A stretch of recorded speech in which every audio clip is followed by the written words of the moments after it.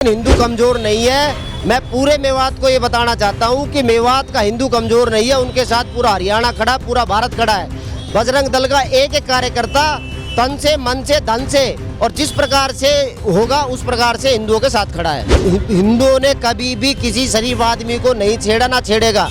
लेकिन जो क्रिमिनल है, अगर वो गलती से अगर किसी प्रकार मर गया या भीड़ के आक्रोश में आने से वो मर गया, उसको इतना हवा बना देते जैसे क्या हो गया। लेकिन जब हिंदुओं को घरों में घुस घुस के मारा जाता है, उस समय किसी को मॉब लिंचिंग नहीं दिखती, उस समय किसी को अत्याचार नहीं दिखते, उस समय ओवैसी को नहीं दिखता कि क्या हो रहा है क्या नहीं हो रहा।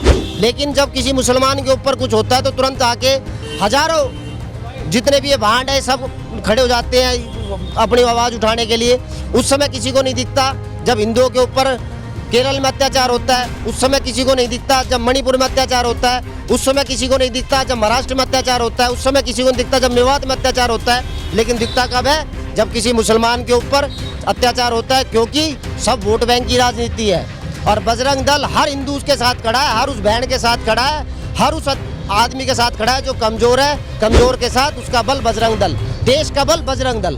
बजरंग दल केवल गौ तस्करों को, लव जिहाद फैलाने वालों को, लैंड जिहाद फैलाने वालों को या मुस्लिम आक्रांताओं की आड़ के अंदर हिंदू धर्म के ऊपर अत्याचार करने वालों के ऊपर, अत्याचार करने वालों के ऊपर जो एक्शन लेता है उनके ऊपर लेता है। किसी भी आम नागरिक को, एक मुसलमान पूरे हिंदुस्तान में मुझे बता दो कि जिसने ये कहा हो कि बजरंग दल ने मेरे ऊपर अत्याचार किया। लेकिन जो राष्ट्र के खिलाफ, जो धर्म के खिलाफ काम करेगा उसके खिलाफ बजरंग दल खड़ा था, खड़ा है, खड़ा रहेगा। यात्रा के माध्यम से लोगों को क्या कहना चाहेंगे? है जी, इस यात्रा के माध्यम से लोगों को नांगलोई के अंदर मुहर्रम के दिन सरेआम पत्थर तलवारबाजी हुई, लेकिन वहाँ पर किसी प्रशासन ने, किसी राजनीतिक संगठन ने या किसी भी प्रकार के ये ओवैसी जैसे गुंडे ने, मैं तो उसको भड़वा गुंडा कहूँगा, उस गुंडे ने एक ग्रुप आवाज़ नहीं उठाई। क्यों? क्योंकि वो मुस्लिम थे। वहाँ पे बसों के अंदर बुजुर्ग बैठे थे, बुजुर्गों के ऊपर पथराव किया गया, सरेआम तलवार लहराई गई। गुड़गांव के अंदर कोई अगर तलवार लहरा देता है तो उन कार्यकर्ताओं के ऊपर मुकदमा दर्ज हो जाता है, जो कि हमारी पूजा की तलवारें थी, उनके ऊपर मुकदमा दर्ज होता है। लेकिन वहाँ उन लोगों ने सरेआम पत्थरबाजी और पथराव किया, उनके ऊपर कोई मुकदमा दर्ज नहीं हुआ। लेकिन हिंदू शांति प्रिय था, शांति प्रिय है, शांति प्रिय रहेगा। लेकिन हमारे शास्त्रों में भी लिखा है, एक हाथ में हम शस्त्र, एक हाथ में शास्त्र रखते हैं, एक हाथ में कमंडल और एक हाथ में भाला रखते हैं। अगर हमें कोई कमजोर समझने की कोशिश ना करे, अगर कमजोर समझेगा तो जिस भाषा में वो समझेगा उसी भाषा में उसको समझाने का दम रखते हैं हम। इस यात्रा में भी आप लोग तलवार वगैरह, इस यात्रा में भी आप लोग तलवार। नमस्कार, मैं तनुज बांचाल और आप देख रहे हैं न्यू इंडिया न्यूज़ नेटवर्क। इस वक्त मैं मौजूद हूं गुरुग्राम की सिविल लाइंस में। आप देख सकते हैं, कैमरामैन से कहना चाहूँगा एक बार दिखाएं कि सैकड़ों की संख्या में हिंदू कार्यकर्ता, विश्व हिंदू परिषद, बजरंग दल और तमाम हिंदू संगठन के लोग हैं। इनकी एक यात्रा है, जल अभिषेक यात्रा है। बजरंग दल के कार्यकर्ता भी है, विश्व हिंदू परिषद के भी है और हिंदू संगठनों के भी है। इनकी यात्रा का क्या उद्देश्य है, कहाँ पर जा रहे हैं, इनसे ही बातचीत करेंगे। मैं अभिषेक गौड़, बजरंग दल विभाग संयोजक, गुरुग्राम विभाग। तो जो तमाम जो हिंदू जो कार्यकर्ता है, कुछ भी करते हैं या कोई यात्रा निकालते हैं, इसी सरकार में क्यों निकाली जाती है? इससे पहले देखिए, ऐसा नहीं है कि इसी सरकार में निकाली, गोरक्षा का कार्य भी कांग्रेस सरकार में भी होता था। और एक विषय आपको ध्यान होगा, न्यू पालम विहार के अंदर गोल मार्केट के पीछे जिस प्रकार से वक्फ बोर्ड की ज़मीन घोषित करके वहाँ पर अतिक्रमण करने की कोशिश की गई थी, कांग्रेस सरकार में हमने वो कब्जा छुड़वाया था। ऐसा नहीं है कि इसी सरकार के अंदर हम कोई रैली निकालते हैं या शोभा यात्रा निकालते हैं, हमें सरकार से कुछ नहीं लेने देना। हम जो हिंदू हित की काम होगा वो सदा करते आए हैं और सदा करते रहेंगे। हमें सरकार से कोई लेना देना नहीं है। जहाँ हिंदुओं पर अत्याचार होगा वहाँ बजरंग दल खड़ा है, वहाँ विश्व हिंदू परिषद खड़ा है। अभी आपको तत्काल का एक काम बताता हूँ, जहाँ अभी हमारी पूजा होने वाली है नल्लड़ मंदिर, अभी 2 दिन पहले वहाँ पर मंदिर के अंदर, शिव मंदिर के अंदर अल्लाह अकबर के नारे लगाए गए। क्यों लगाए गए भाई? क्योंकि वहाँ पे मुस्लिम अधिक है और हिंदू माइनॉरिटी में है, तो वहाँ हिंदुओं को डराने के लिए नारे लगाए गए। लेकिन हिंदू कमज़ोर नहीं है। मैं पूरे मेवात को ये बताना चाहता हूँ कि मेवात का हिंदू कमज़ोर नहीं है, उनके साथ पूरा हरियाणा खड़ा, पूरा भारत खड़ा है। बजरंग दल का एक एक कार्यकर्ता तन से, मन से, धन से और जिस प्रकार से होगा उस प्रकार से हिंदुओं के साथ खड़ा है। मेवात में हिंदू विलुप्त हो रहे हैं आपके हिसाब से? जी, सरकारी आंकड़े, ये आंकड़े हम नहीं बता रहे, सरकारी आंकड़ों के अनुसार आप मेवात के गांव के आंकड़े चेक कीजिए। पिछले 20 साल में, पूरा पीछे मत जाइए, पिछले 20 साल से लेके आज तक हिंदुओं के जो बहुत से गांव तो ऐसे जो हिंदू विहीन हो गए, हिंदू शून्य हो गया वहाँ पर। मतलब एक भी हिंदू परिवार नहीं बचा। और आए दिन कोई ना कोई घटना, एक हमारे वकील साहब थे, हमारे मित्रों ने घर में घुस के मारा। आए दिन कोई ना कोई घटना होती है जो हिंदुओं के ऊपर अत्याचार की, रेप की, मर्डर की, मॉब लिंचिंग के नाम पे। मॉब लिंचिंग के नाम पे बोलते हैं कि अखलाक को मार दिया, इसको मार दिया। अरे एक दो अखलाक अगर हिंदुओं ने कभी भी किसी शरीफ आदमी को नहीं छेड़ा, ना छेड़ेगा। लेकिन जो क्रिमिनल है, अगर वो गलती से अगर किसी प्रकार मर गया या भीड़ के आक्रोश में आने से वो मर गया, तो उसको इतना हुआ बना देते जैसे क्या हो गया। लेकिन जब हिंदुओं को घरों में घुस घुस के मारा जाता है, उस समय किसी को मॉब लिंचिंग नहीं दिखती, उस समय किसी को अत्याचार नहीं दिखते, उस समय ओवैसी को नहीं दिखता कि क्या हो रहा है क्या नहीं हो रहा।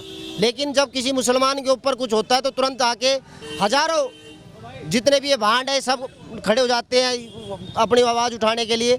उस समय किसी को नहीं दिखता। जब हिंदुओं के ऊपर केरल में अत्याचार होता है उस समय किसी को नहीं दिखता। जब मणिपुर में अत्याचार होता है उस समय किसी को नहीं दिखता। जब महाराष्ट्र में अत्याचार होता है उस समय किसी को नहीं दिखता। जब मेवात में अत्याचार होता है, लेकिन दिखता कब है? जब किसी मुसलमान के ऊपर अत्याचार होता है, क्योंकि सब वोट बैंक की राजनीति है। और बजरंग दल हर हिंदू के साथ खड़ा है, हर उस बहन के साथ खड़ा है, हर उस आदमी के साथ खड़ा है जो कमज़ोर है। कमज़ोर के साथ उसका बल बजरंग दल, देश का बल बजरंग दल। हिंदू संगठनों ने कई बार मेवात में रैली निकाली है, यात्रा भी की, उसके बाद भी गौरक्षा जो हो सही नहीं है, मतलब गौ तस्करी लगातार हो रही है। इस बारे में क्या कहेंगे? देखिए, गौ तस्करी के ऊपर मैं सीधा एक चीज़ आपको बताना चाहता हूँ। पिछले सरकारी आंकड़ों के और आज के सरकारी आंकड़ों के हिसाब से 80% गौ तस्करी कम हुई है।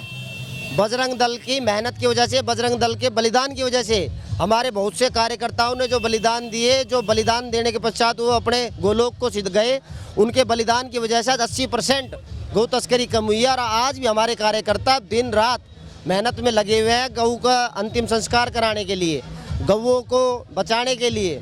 पुलिस के साथ, प्रशासन के साथ मिलकर तरीके से हम लोग काम कर रहे हैं। ऐसा नहीं है हाउ लड़ करके कर रहे हैं, हम प्रशासन के साथ मिलकर तरीके से काम करते हैं, सूचना के आधार पे काम करते हैं, किसी को परेशान नहीं करते। लेकिन हमारा टारगेट सिर्फ और सिर्फ गैर कानूनी काम करने वाले लोग हैं। हम गैर कानूनी काम करने वाले लोगों के खिलाफ हैं, हम किसी मुसलमान के खिलाफ नहीं है। लेकिन जो मुसलमान देश के खिलाफ होगा उसके खिलाफ हम हैं। तो लोग कहते हैं बजरंग दल की आड़ में गुंडागर्दी भी हो रही है मेवात में। देखिए, जब भी कोई अच्छा काम करना होता है उसकी बुराइयां तो होती हैं। बजरंग दल देश हित के, राष्ट्र हित के काम कर रहा है। बजरंग दल देश हित के, राष्ट्र हित के काम करता रहेगा। बजरंग दल जैसा था वैसा ही रहेगा। लेकिन बजरंग दल को बदनाम कर दिया, बजरंग दल एक गुंडा दल है। अरे भैया ये बताओ, पुलिस अगर किसी क्रिमिनल को पकड़ती है क्या वहाँ फायर नहीं होते? पुलिस किसी क्रिमिनल को पकड़ती है क्या वहाँ पिटाई नहीं होती? हम किसी शरीफ आदमी को, आप एक भी उदाहरण बता दीजिए बजरंग दल ने किसी शरीफ आदमी को परेशान किया या पीटा? बजरंग दल केवल गौ तस्करों को, लव जिहाद फैलाने वालों को, लैंड जिहाद फैलाने वालों को, या मुस्लिम आक्रांताओं की आड़ के अंदर हिंदू धर्म के ऊपर अत्याचार करने वालों के ऊपर, अत्याचार करने वालों के ऊपर जो एक्शन लेता है उनके ऊपर लेता है। किसी भी आम नागरिक को, एक मुसलमान पूरे हिंदुस्तान में मुझे बता दो कि जिसने ये कहा हो कि बजरंग दल ने मेरे ऊपर अत्याचार किया। लेकिन जो राष्ट्र के खिलाफ, जो धर्म के खिलाफ काम करेगा उसके खिलाफ बजरंग दल खड़ा था, खड़ा है, खड़ा रहेगा। यात्रा के माध्यम से लोगों को क्या कहना चाहेंगे? है जी, इस यात्रा के माध्यम से लोगों को क्या कहना चाहेंगे? इस यात्रा के माध्यम से मैं लोगों को सिर्फ यही कहना चाहूँगा, सनातन धर्म के लिए, सनातन धर्म के साथ सभी जुड़े, शांति के साथ। क्योंकि इकलौता एक सनातन धर्म ही एक ऐसा धर्म है, क्योंकि आपको सबको पता होगा इस ब्रह्मांड में सनातन के अलावा कोई दूसरा धर्म ही नहीं है, सभी पंथ हैं। और सनातन ही एक चीज़ सिखाता है, वसुधैव कुटुंबकम। ये वसुधैव मेरे सारा परिवार है, यहाँ हम प्रेम से, शांति से, इज्जत से रहे। केवल ये हम लोग ही कहते हैं, अन्यथा हर आप मुसलमानों में देखेंगे उन्होंने काफिर बताया, किसी कुछ बताया। हमने पूरे विश्व को अपना भाई बताया, हमने पूरे विश्व में भाईचारा फैलाया। हम इस यात्रा के माध्यम से भक्त और भगवान के मिलन की यात्रा है। ये यात्रा कोई शक्ति प्रदर्शन नहीं है, ये भक्त और भगवान का मिलन है।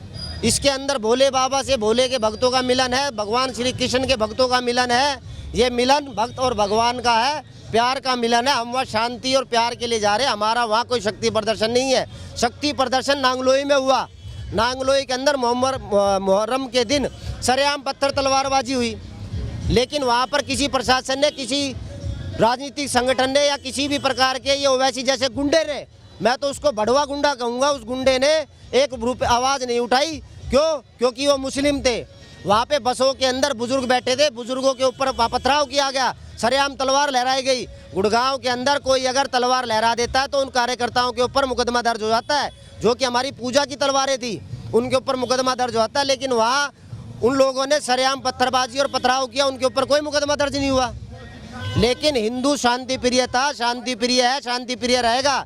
लेकिन हमारे शास्त्रों में भी लिखा है, एक हाथ में हम शस्त्र, एक हाथ में शास्त्र रखते हैं, एक हाथ में कमंडल और एक हाथ में भाला रखते हैं। अगर हमें कोई कमजोर समझने की कोशिश ना करे, अगर कमजोर समझेगा तो जिस भाषा में वो समझेगा उसी भाषा में उसको समझाने का दम रखते हैं हम। क्या इस यात्रा में भी आप लोग तलवार वगैरह रखते हैं? इस यात्रा में भी आप लोग तलवार वगैरह? नहीं, ये यात्रा तो हमारी भक्त और भगवान के मिलन की है, इसमें शस्त्रों की जरूरत ही क्या है। हम तो यहाँ पे भैया बेल पत्र अपनी पूजा की सामग्री लेके आए हैं, हमें जल अभिषेक करने जा रहे हैं, गंगा जल अपने घर से लाए हैं, हमें शस्त्रों की जरूरत क्या है। लेकिन अगर शस्त्रों की जरूरत पड़ेगी तो आज अगर हम जाते हैं, कोई हमारे साथ कोई दुर्व्यवहार होता है तो आने वाले समय में दुर्व्यवहार करने वाले लोग अपनी चिंता स्वयं करें। तो ये थे तमाम हिंदू संगठनों के कार्यकर्ता। इन्होंने बताया कि इनकी जो यात्रा है वो झीर मंदिर जा रही है और इनका मुख्य उद्देश्य जल अभिषेक है और लगातार मेवात में हिंदुओं पर हो रहे अत्याचार को कहीं ना कहीं रोकना है। लेकिन देखने वाली बात होगी कि मेवात में हिंदुओं पर अत्याचार रुकेगा या नहीं रुकेगा। न्यू इंडिया न्यूज़ नेटवर्क से मैं तनुज पांचाल, कैमरा पर्सन वीरेंद्र के साथ।